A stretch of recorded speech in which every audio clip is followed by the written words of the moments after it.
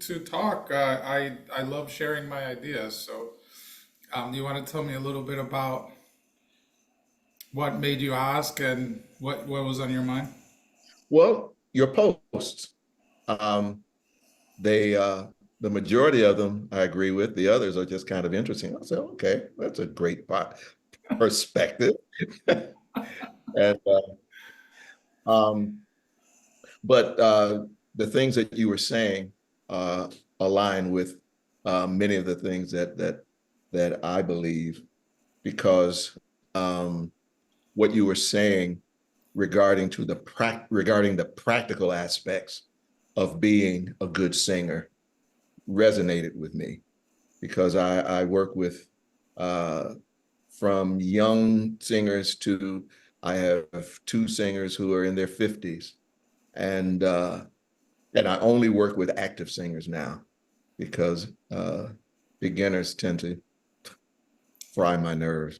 They don't want to practice. Uh-huh. And, plus, at this stage in my career, I really enjoy working with active singers who are looking to firmly establish their skill set. Uh, so, so that's why I wanted to connect. You make sense, and I think you're from a generation that has developed a certain curiosity and a certain perspective that has been overlooked in my generation. So, Yeah, can you say more about what you think that is? That perspective and well, curiosity? well, I'm a baby boomer, and so many of the baby boomers uh, tend to uh,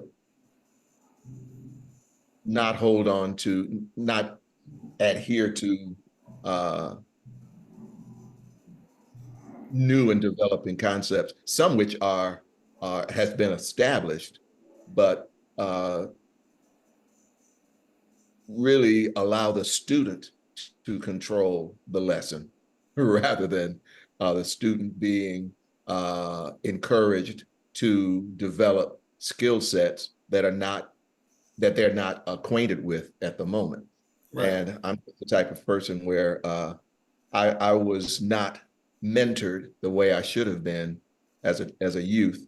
And once I came into the knowledge of good singing, which was during my master's degree program, when one of when a graduate student subbed for my voice teacher at the University of Illinois, and he subbed three different times. And this voice teacher was off singing somewhere. And the three times that he taught my lessons, my singing changed instantly. Mm. And the third time that he subbed, I just asked him what were some of the principles he was using.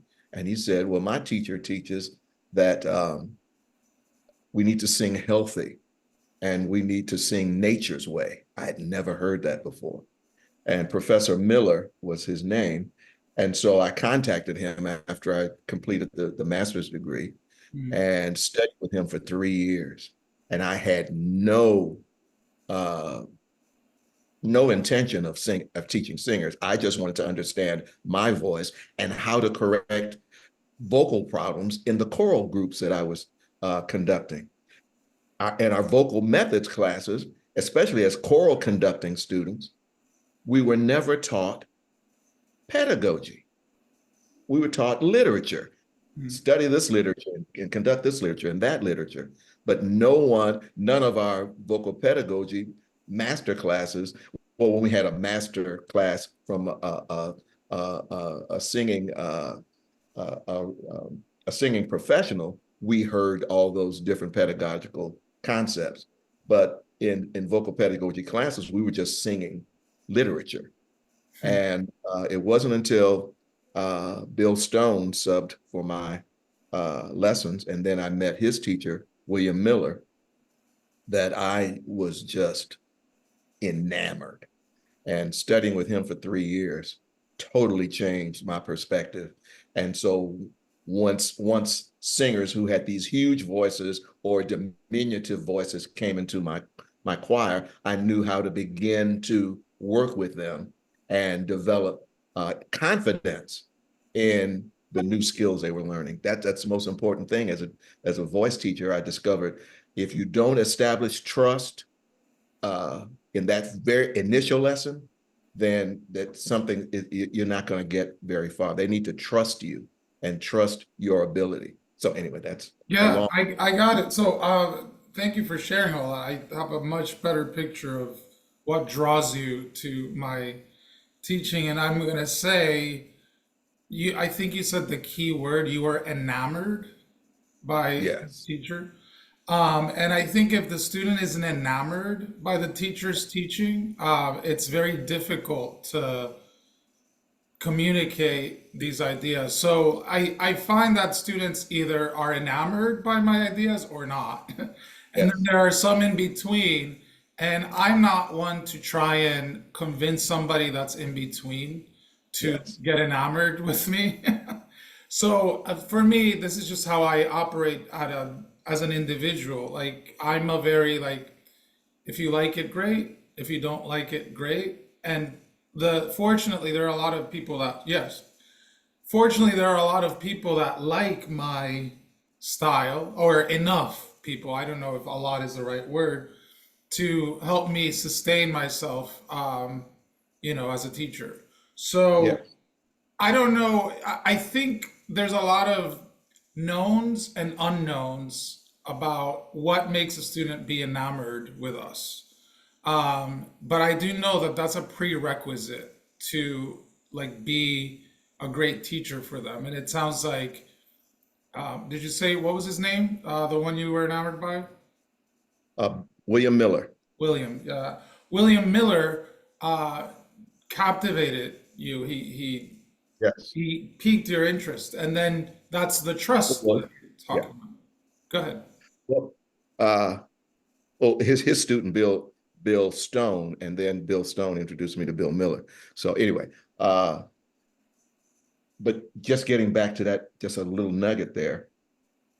Uh, I began with when Bill Stone was teaching me, I heard this resonance come out of me that no one had ever even sought to to bring out of me.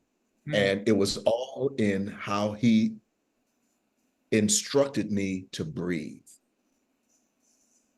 Yeah, because I'm yeah, I'm gonna push back on that, and this is a very common conversation I have with um, teachers in your generation. As you were talking about generation, that's why I'm bringing it up.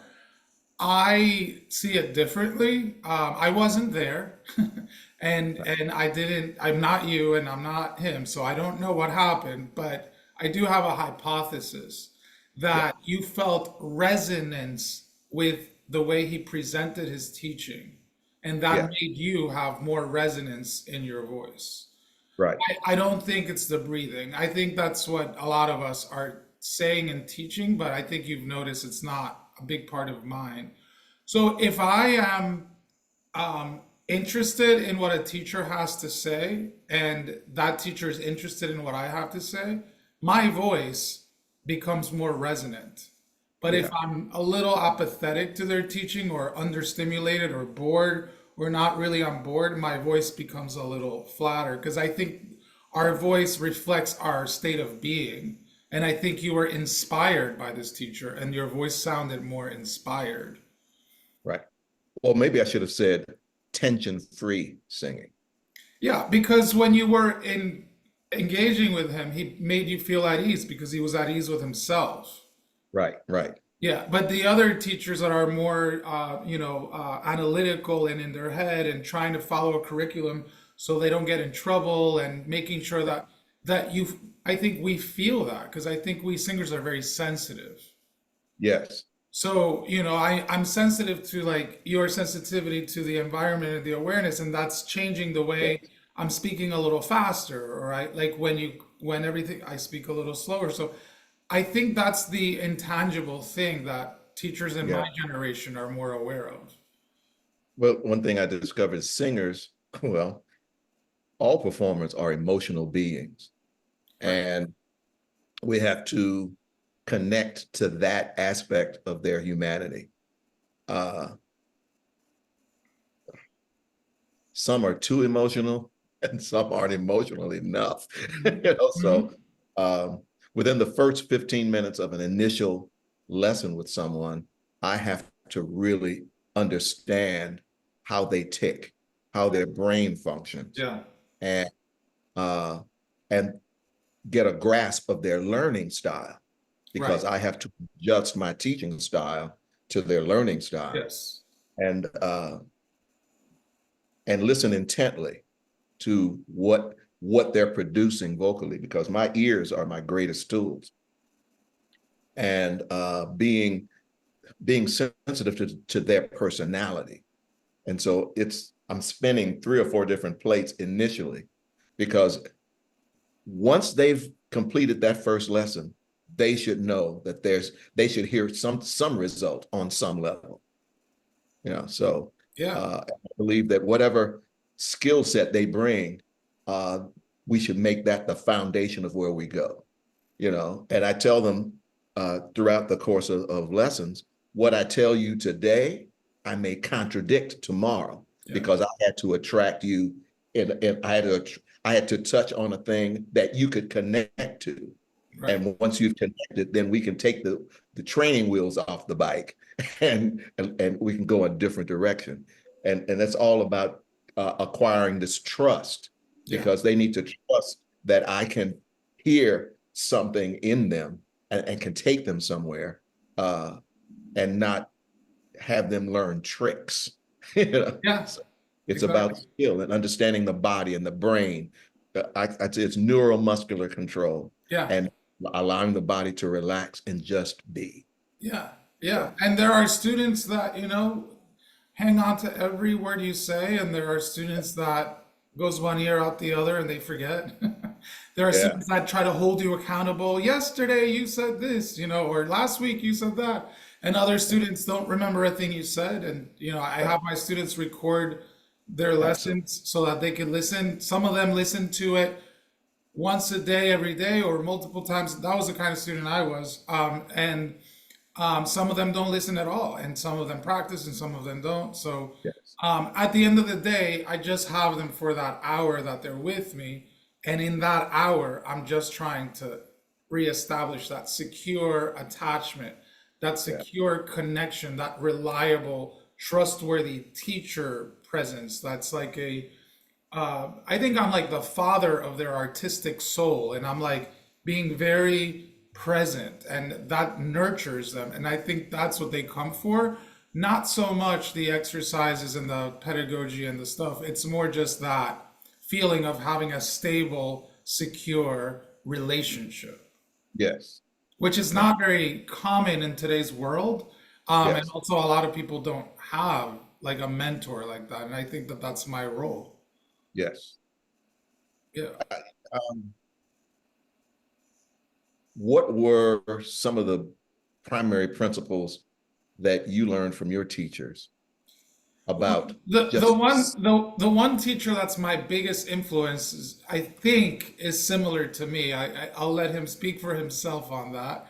But it's just a very open-minded, calm, present, experienced, secure person. I picked up that energy from him, and it transferred into me. He saw me and he believed in me, and it made me feel seen and believed in. And that's something that I did not feel very much. And so that gave me my voice, and it You gave know, you me, go ahead. what you just said, that's what Bill Stone did. He saw me. Right. And that, wow, I never thought of that. Hmm. That's what To I do for my students, and they tell me in different coded language, I feel seen, and they love me, and I love them. Yeah, that is key. That is key. Well, Oh, that relaxes your nervous system, right, Philip? yes. And oh my goodness. Well, you said a mouthful. That's a chapter in a book right there. Well, I wrote about it in mine. I'm not sure if you have read it. How No, to I'm Think Without Thinking. oh, that's great. I'm going to purchase that. Oh yeah, it just came out a few months ago.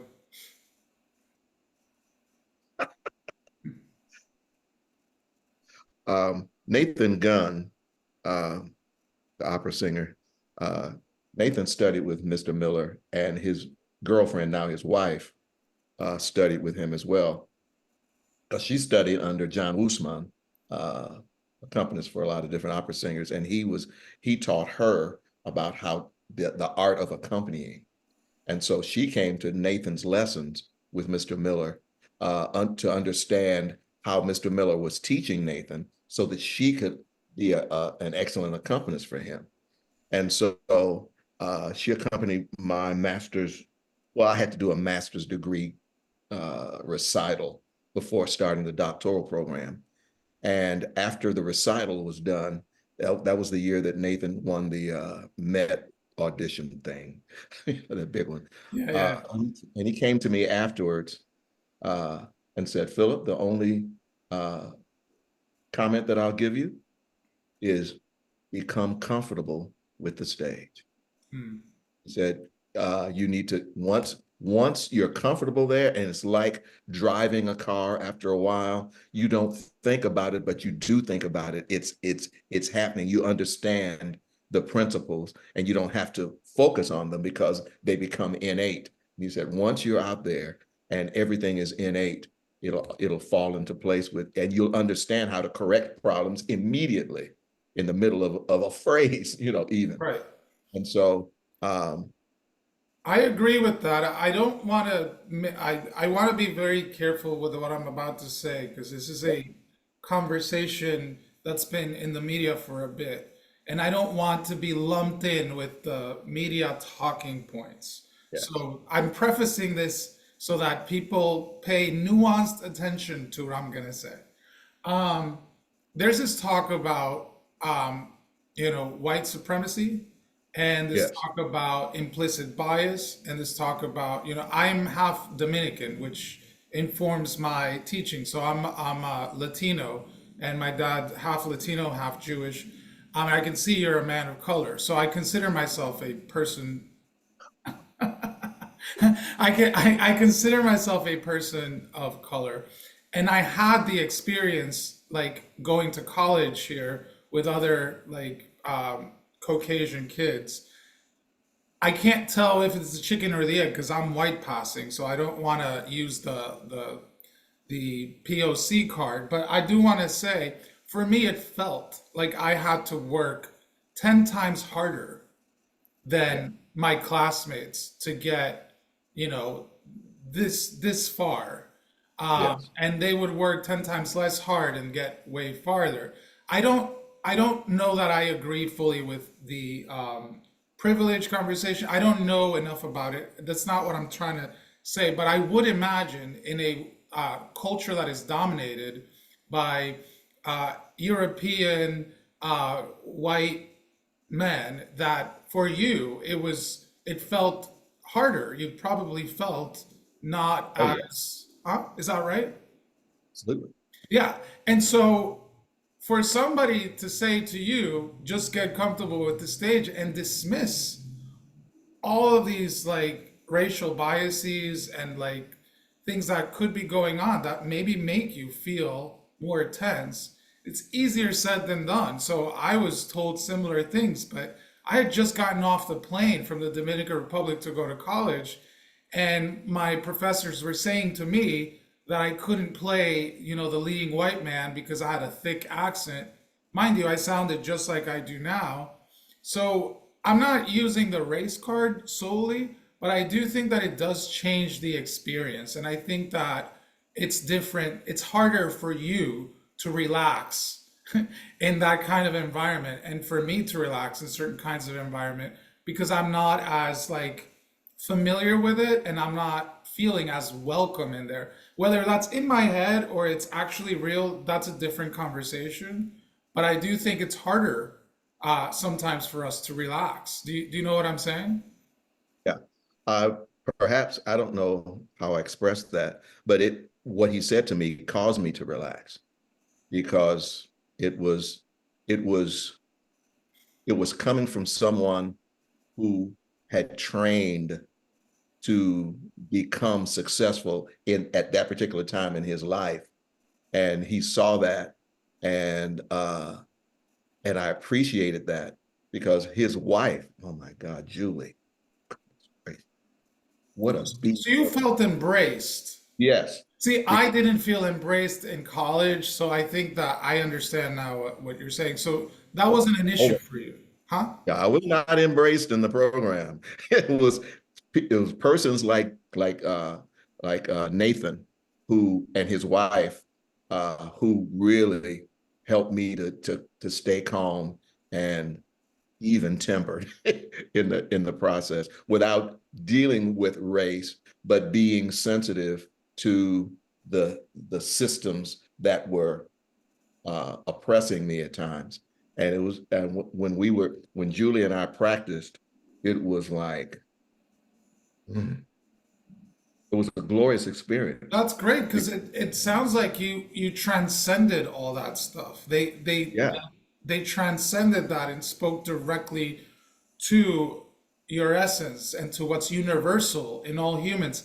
That's what I connect with in my students. So yes, it's not about, age, gender, sex, race, or whatever, but that wasn't my experience in the college that I went to. I uh, think there was some unconscious kind of like implicit bias stuff going on because there was a lot of commentary about me kind of like being from the Dominican Republic and being different or something.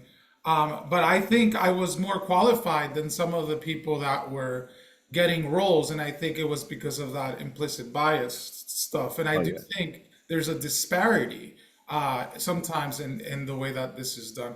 And again, I'm not saying it's malicious or intentional or evil, and I'm not right. saying it's all the talking points that the media uses. That's in politics and identity. I'm just saying that if you don't feel embraced and loved and included and like seen beyond the surface, you're not going to relax and you're not going to like be free. And that's the principle that I operate in my studio is making sure they're relaxed because especially when you're dealing with teenagers, they're always suspicious of someone new because they've been taught in the last 20 years not to trust strangers, you know. So, and so what That's I what have we to, deal with. What we struggle yeah, with the most is like the skepticism is like, I don't know, I yeah, don't know, that doubt, right? And that's, to me, in my book, I write about this. That is the main obstacle. yeah. What we're looking for is transcend doubt. And that's a very hard thing to do. Great term. Is that copywritten? No, I don't copyright anything. I don't believe in intellectual property. I think these So if are, I use, let me say, you can use got that. I think ideas are public domain. yeah, but transcend doubt. That's excellent. Excellent. And it's also very hard to do. Yeah, because knowing a person's background and the environment that they come from uh, helps. But I just have to trust my instincts and go with that. And when I and understand their intellectual ability and complimenting every, and I never use the word wrong or bad, even if it's awful. I'll and they've sung at something that needs help. I'll say to them, that was interesting, or okay, that, but I said I would say let's try something else. Try it this way, and because Cynthia Heyman said something to me. She said, "I teach my students to discover discovery, and I lead them to where I want them to go, and then they tell me what it was that they did that was corrected. And once they get that revelation, it's like they'll have it forever. If I give them a list of things to learn, that doesn't help them. But if I lead them to the water, they'll drink, Yeah. and then they'll have this 16-year-old. Oh my God, I'll say something to her. And I know she's processing it. 3 or 4 weeks later, she'll say to me, you know, when you said one, two, that, I really understood that I needed to do this, and this. And we've gotten to the point where I'll respond to that discovery by saying, really? And she'll start laughing. And, you tricked me. I said, yeah, I couldn't tell you where I wanted you to go. You had to understand that. And she's just blossomed. And so anyway, I enjoy that. Hey, Makes me so happy to hear. yeah, experiencing those aha moments. Yeah, That's, because, and I tell them, come prepared for a lesson and show me something that I haven't seen before, so that I can, because they're individuals. I said there may be other individuals who had the same issues as yourself, and then I learn how to adjust to how you learn, and then I can make a note of that, so when I meet that situation again, I can have something to refer to. And so they appreciate being appreciated. yeah. And so And if also, I'm Philip, your passion. I'm feeling your passion like all the way here, and you're in Atlanta and I'm in New York City, and I feel the passion and the curiosity and the inquisitiveness and the openness, and students love that. yeah. They But see, they don't know it, but that's what they come for. excuse me. I drank some water and I shouldn't have. Anyway, your posts have that passion. Yeah, That one sentence says so much about how much you care. yeah, That's what drew me to your post. It was like, hmm, he's someone who cares. yeah. And that's why I don't worry so much about the words. And people get on my case like, what is this and what is that? And or like when we started out, you said some of them you agree, and the other ones are like, that's an interesting perspective. I don't care so much about the form as I care about the substance. I put substance over form. And this causes a lot of issues with me, especially, in this culture that I'm in. Because I grew up in a culture that in the Dominican Republic where, they're not as policing the structure so much, but they're more like concerned about the substance of things, and that's how I am. So I know I care, I know I mean well, and I just go for it, and sometimes it works and sometimes it doesn't. And that's how I sing too. Yeah.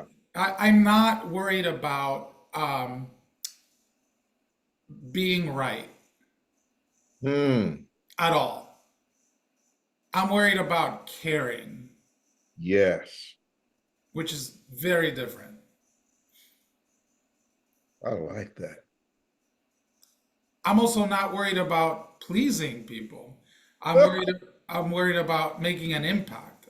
Hmm. Oh, wow. These are great chapters. Impact over pleasing. I That would tell be my great. friends that like feel like they can never like get it right with me, as some of them have said, because apparently I'm difficult to please. I say I don't want you to please me. I want you to care about me. Hmm. Very different things.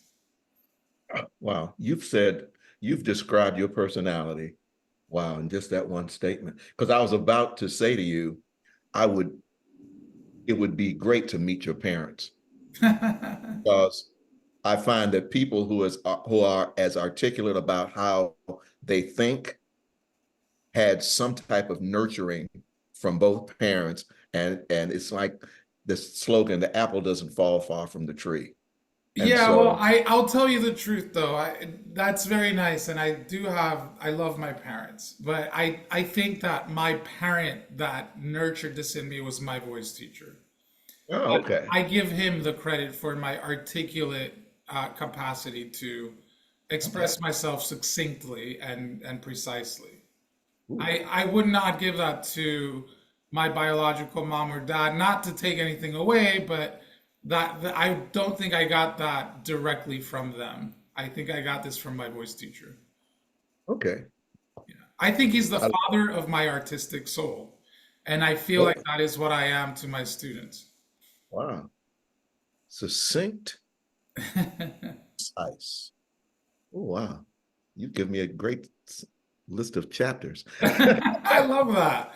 I love that. And I also I want to tell you, I feel like your students are lucky to have you. I there's a um, there's a requirement I think for a good teacher to have a balance between head, heart, and gut. Yeah. And I it's a rare thing, I think, to find that balance.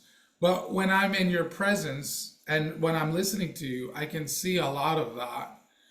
It's not all head, it's not all heart, it's not all gut. It's like a third, and a third. And I think that's what a great teacher is.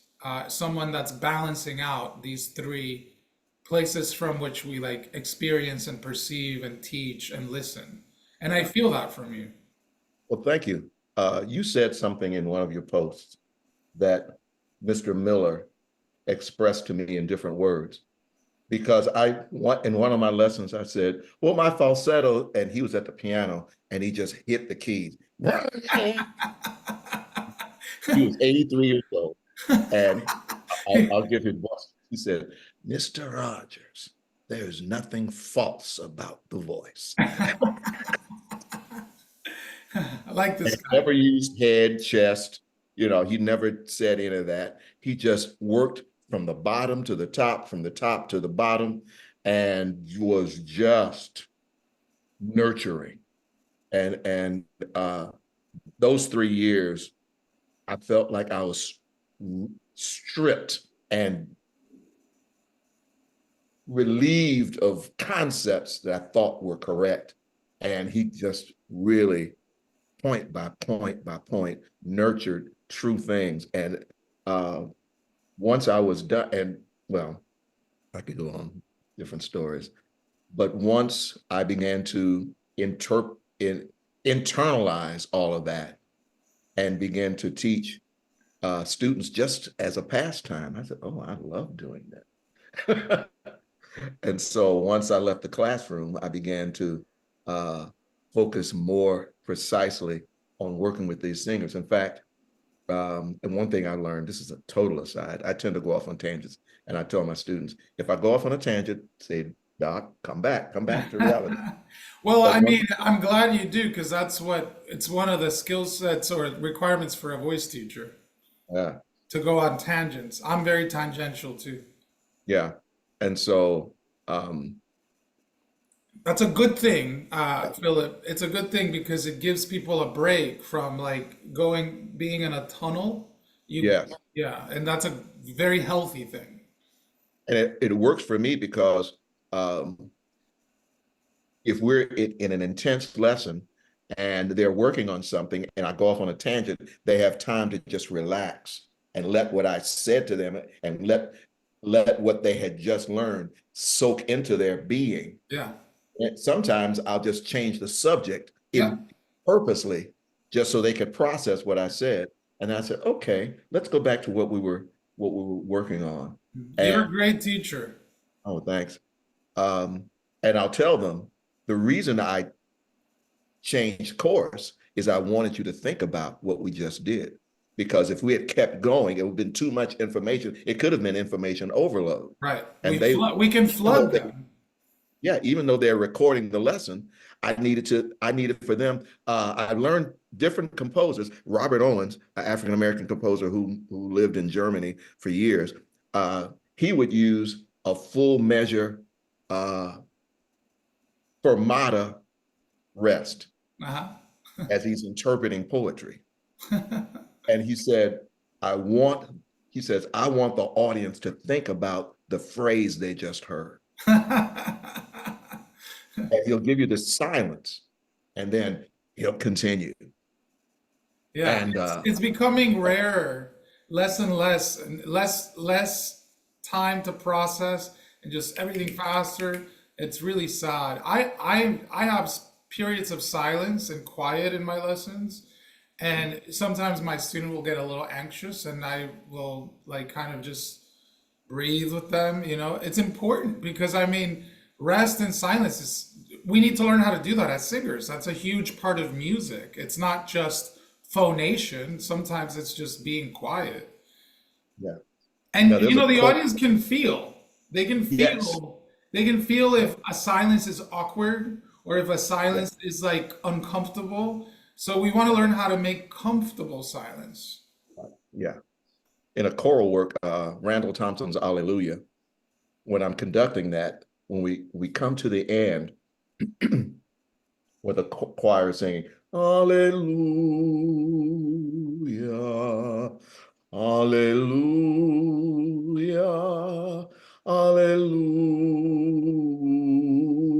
Alleluia. The altos come in, Hallelujah. Yeah, I'll have them hold it, rest of the choir out, and let them sustain that. And then cut the altos off, give them some silence. Amen. And decrescendo out. And it was just like, and I always get the response from the audience. I didn't understand the piece until the end. It forced us to remember all the hallelujahs that happened between all the different sections. And they said, now I understand it's a chorus of angels having Brilliant. a time of praise. And so, um, I'm sorry, I'm in, I go nuts when it comes to interpreting scores. Well, Uh, no need to apologize. I'm a passionate guy too, so I know what you mean. I'm working on a show I'm going to do with one of my students, and I'm having her sing the beginning of A Change is Going to Come. I was born by the river. And then yeah. when she does that little bit, I'm having her, she's a great pianist and just like, Uh, great.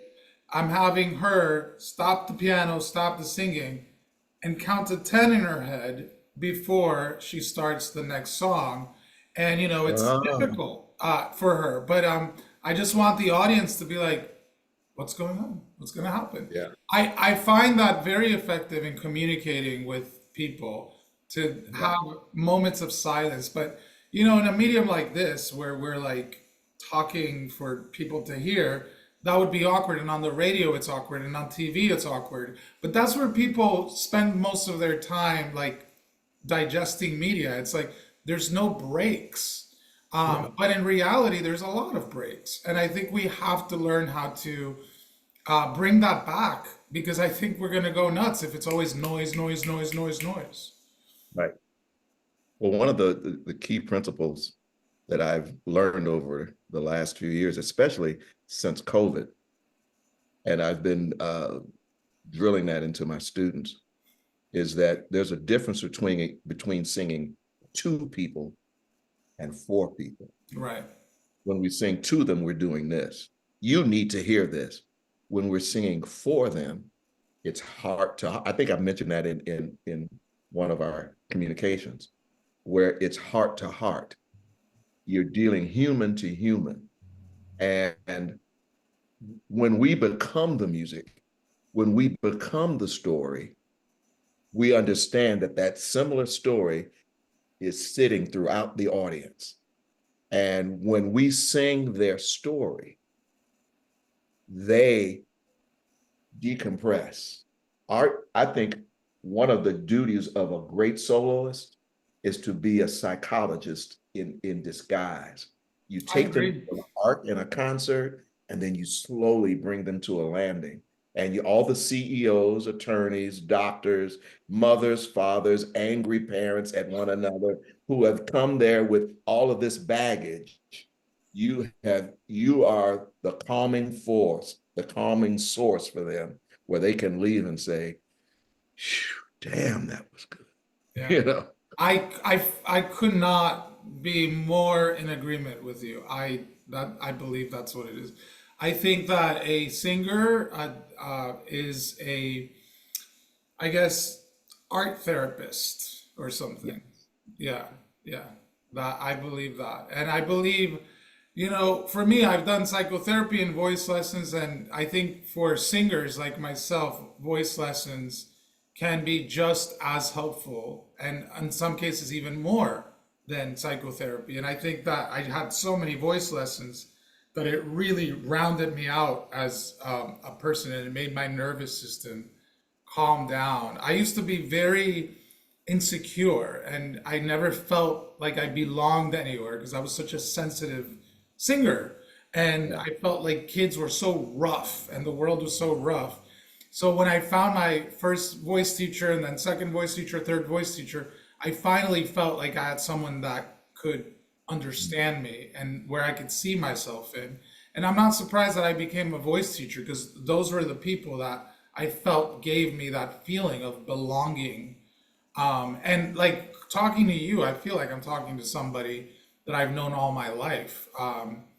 It's just that feeling of like like-mindedness and like similarity that I love that feeling. They opened you up to who you were. Yeah. It's like, I didn't know, oh, I can do this. Yeah, I Oh, can. And so can you. yeah. And so you wouldn't believe when when we scheduled this meeting, I woke up this morning, uh, said, okay, what am I going to say?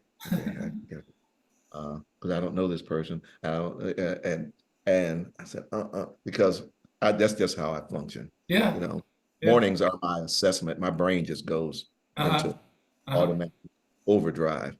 And and as soon as we began, everything was dispelled because you have this calming affect Yeah. and it's your personality. Right. And I said, uh, because the directness of your posts can be disarming at times Oh yeah. because people don't know you because I'm very direct. And so I could put in writing what I want to say, but then when I say it to a say it to someone person to person, and they'll hear it in a totally different manner Oh, I because know. so That's my my struggle. yeah, my nephew is a texter. I said, no, I want to talk to you person to person on the phone. He said, well, I'm not a phone person. I said, well, texting has a certain affect, and you Right. may not understand what I'm saying because you don't hear it coming from me. You Right. see it in writing, you take it in a totally different way. Anyway, that's another tangent. I'm sorry. Yeah, no, the on the point of direct communication, I've always been a direct communicator since I was a kid. And that's Yeah, part of what has caused a lot of my feeling like I don't belong in the world and probably why I love to sing and write and put posts because I can get to be as direct as I am. I've never been a passive communicator or an aggressive communicator. I've always been just very assertive and just direct. Um, and like I can't be otherwise. I don't know yeah, how to do the passive thing, the indirect right. thing, and I don't know how to like just be aggressive all the time. I only know how to like just state kind of like what I call just truths and facts. And Right. when I like give compliments, I'm not giving compliments. I'm stating observations, and people Yes. take it as a compliment, you know? And when I say something critical, I'm not trying to put anybody down. I'm just trying to like just make a comment on something I'm observing. And people usually make a lot of meaning out of everything I say. And I Yeah. don't really mean much other than like I'm directly giving feedback to what I'm observing. And I tend Yes. to not have a filter around that. And as I've aged, I've gotten better. But it's just like if I walk into a room and it's really bright, I go, it's really bright in here. And if I like run into a person that's like being very, I don't know, inauthentic or something, I'd be like, that person doesn't seem like they're being authentic. Yeah. It's not a put down. It's just like I don't have a filter sometimes with like what I'm experiencing and what I'm like verbalizing. Yeah. And I people put a understand. lot of stock into what I say. I think it might have to do with the fact that, you know, I have like this beard and I'm like 6 foot tall and I'm fit. And I think people will place a lot of importance on what I say. And to me, I'm just another bozo on the bus. But to other people, I'm just like the super important disapproving figure. And that's not what I'm experiencing at all. Well, yeah. Isn't it interesting? People are interesting. Yeah, yeah. So here's an interesting thing I heard. There's this woman in California, I think, or Washington State, I don't remember either one, and she got the flu, and it was really bad flu, and no one like showed up to help her with food or take care of her, but a few months back, she had COVID, and when she said she had COVID, people rushed all these care packages and kept calling her and stuff.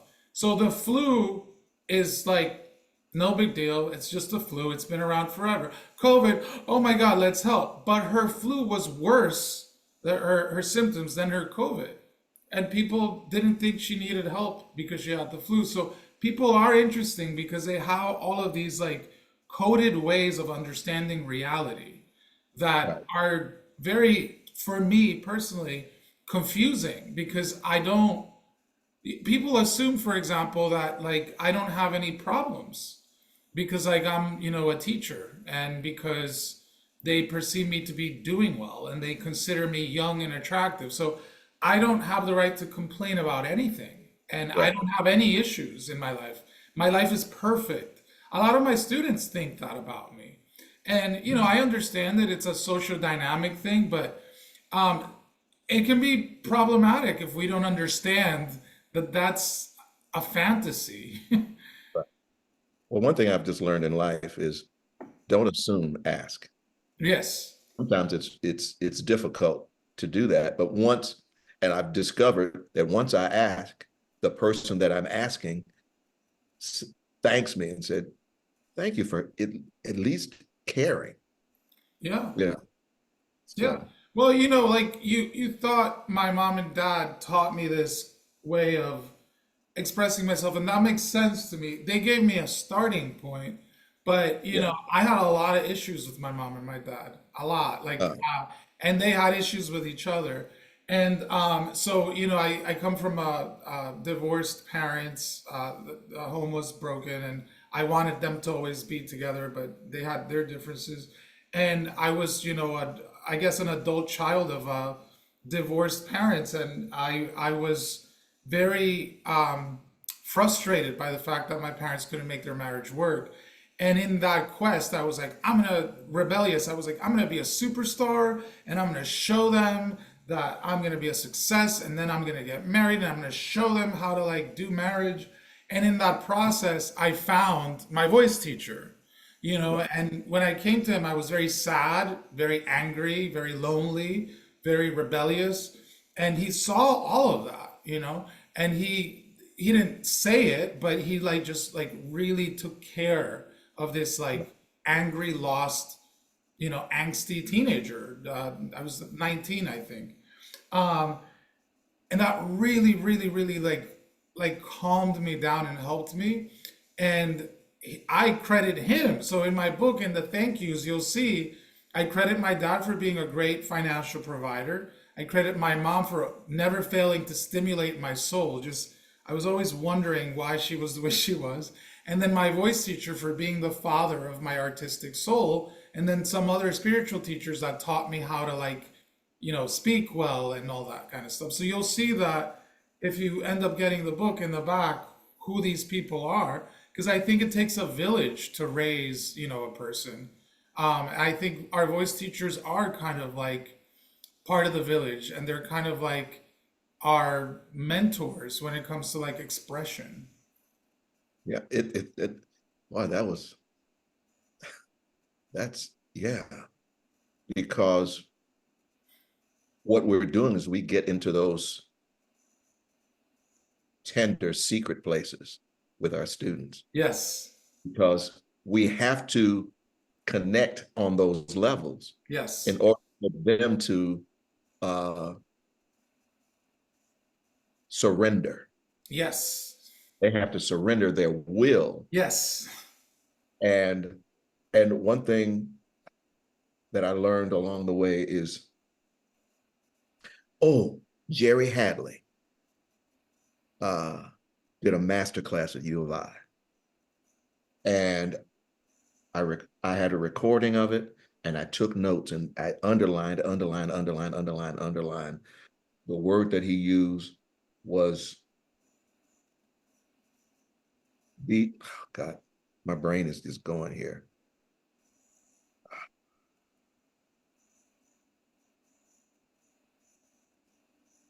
Being self-aware, uh, excuse me, I'm having this moment, senior moment.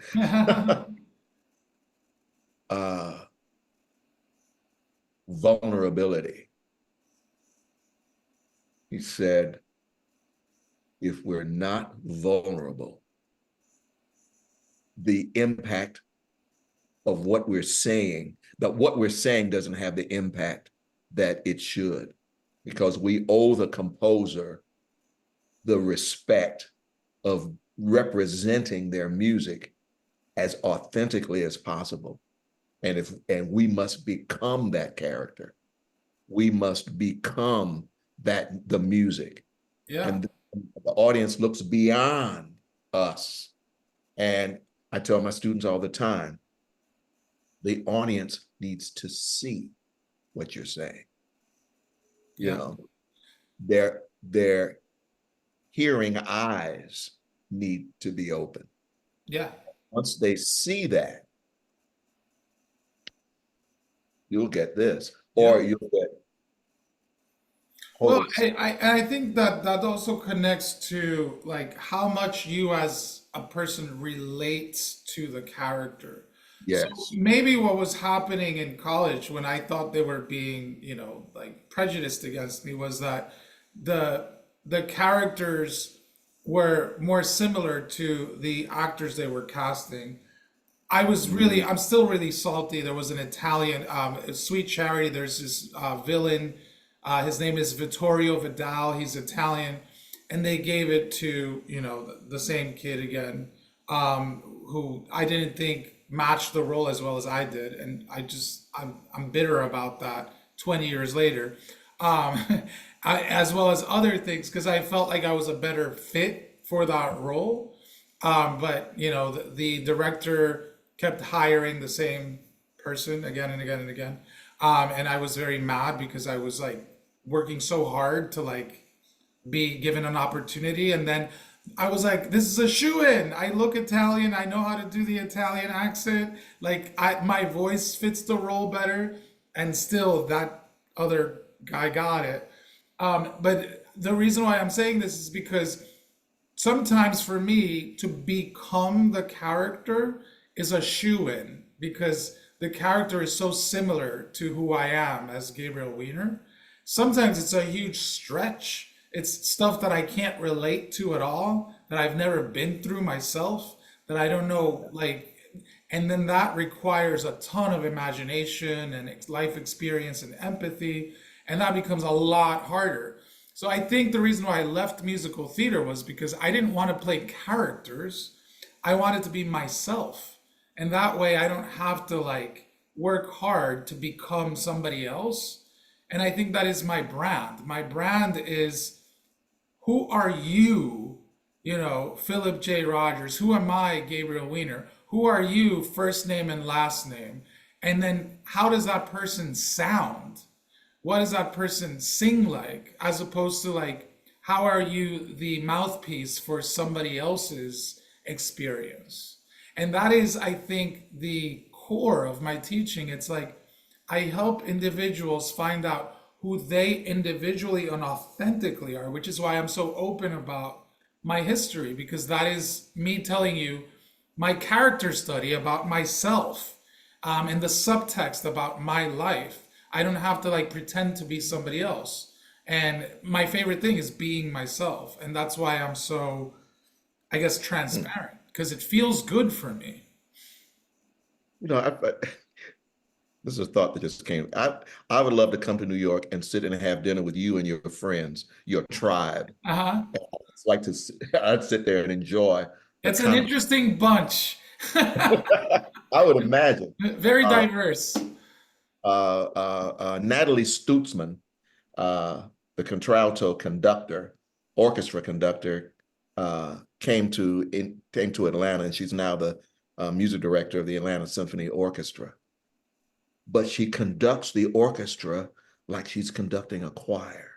And all of these orchestral pieces I've heard many times over the years.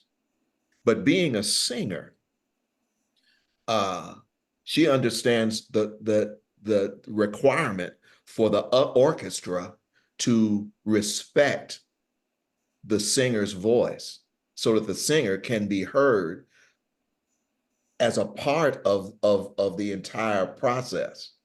And I've heard so many orchestras, they're just playing away and the soloist is standing there. I can't understand what they're saying. But the way she conducts this orchestra is when the woodwinds have a special moment. It may be only 3 measures, but the rest of the orchestra respects that. And then when the violas have a certain their harmonic nature in this piece, that may last only 3 or 4 measures, but everyone has a turn at the table. And I interpret her conducting style as I messaged her on Instagram and said to her, your conducting style reminds me of a family reunion where everyone is talking at the same time, but Aunt Susie, you'll hear her, and then you'll hear cousin John, and then everybody has something to contribute to this wonderful conversation, and no one is insulted because they enjoy this cacophonous love affair Yeah. between. And so I was just thinking, Respect is the foundation. We don't have to agree. We just respect each other. Yeah. yeah, I want to see your next book. Well, Philip, it's been such a joy. I have to get going, but I want to tell you I've really enjoyed our conversation. I feel inspired and energized to go teach my next lesson. So thank you so very much. Cool. Well, thank you so much.